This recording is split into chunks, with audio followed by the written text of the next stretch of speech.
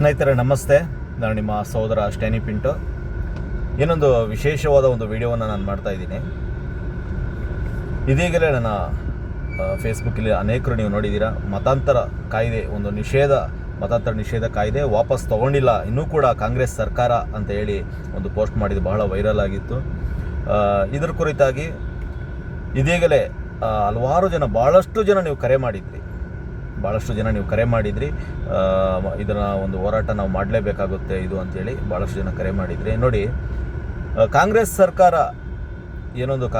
ಆಡಳಿತ ಸರ್ಕಾರ, ನಮ್ಮ ಸಿದ್ದರಾಮಯ್ಯವರ ಸರ್ಕಾರ ಆಡಳಿತ ಬರೋಕ್ಕೆ ಪೂರ್ವಕವಾಗಿ ಅವ್ರು ಹೇಳಿದ್ದು ಒಂದೇ ಮಾತು, 1 ವಾರದಲ್ಲಿ 2 ವಾರದಲ್ಲಿ ಈ ಮತಾಂತರ ನಿಷೇಧ ಕಾಯ್ದೆ ವಾಪಸ್ ನಾವು ತಗೊಳ್ತೀವಿ ಅಂತೇಳಿ ಈ ಒಂದು ಬಿಲ್ ಪಾಸ್ ಏನಿದೆಯೋ ಮತಾಂತರ ಕಾಯ್ದೆ ಬಿಲ್ಲು ಅದನ್ನು ವಾಪಸ್ ತಗೊಳ್ತೀವಿ ಅಂತ ಹೇಳಿದರು. ಆದರೆ ಇವತ್ತಿನ ತನಕ 3 ವರ್ಷಗಳಾಗಿದೆ, ಇವತ್ತಿನ ತನಕ ಈ ಕಾರ್ಯ ಜರುಗಿಲ್ಲ.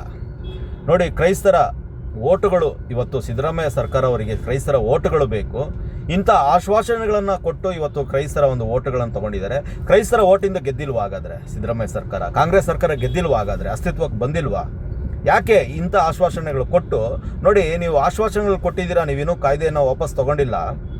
ಆದರೆ ಇವತ್ತು ರಾಜ್ಯದಲ್ಲಿ ಭಾಳಷ್ಟು ಕಡೆ ಕ್ರೈಸ್ತರ ಮೇಲೆ ದಾಳಿಗಳಾಗ್ತಾ ಇದೆ, ಚರ್ಚ್ ಅಟ್ಯಾಕ್ಗಳನ್ನು ಮಾಡ್ತಾ ಇದ್ದಾರೆ, ಸುಳ್ಳು ಕೇಸುಗಳನ್ನು ದಾಖಲು ಮಾಡ್ತಾ ಇದ್ದಾರೆ.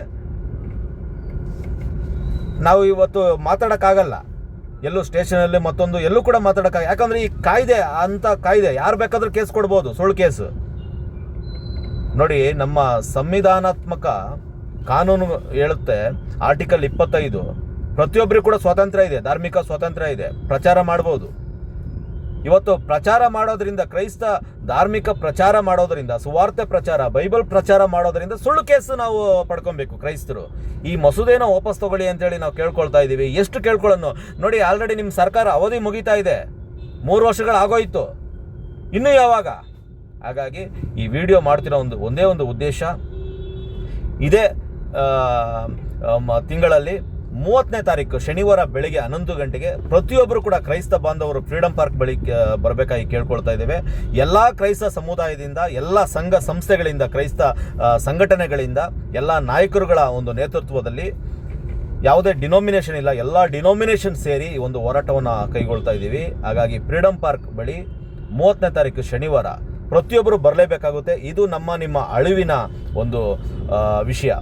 ಓಕೆ, ಯಾಕಂತ ಹೇಳಿದ್ರೆ ಈ ಕಾಯ್ದೆ, ಕಾಂಗ್ರೆಸ್ ಸರ್ಕಾರ ಆಡಳಿತ ಮುಗೀತು ಅಂತ ಹೇಳಿದ್ರೆ ಮತ್ತೆ ನಾವು ಪರದಾಡಬೇಕಾಗುತ್ತೆ. ನೋಡಿ, ಕಳೆದ ಇದರಲ್ಲಿ BJP ಸರ್ಕಾರ ಈ ಒಂದು ಕಾಯ್ದೆನ ತಗೊಂಬಂದಿತ್ತು.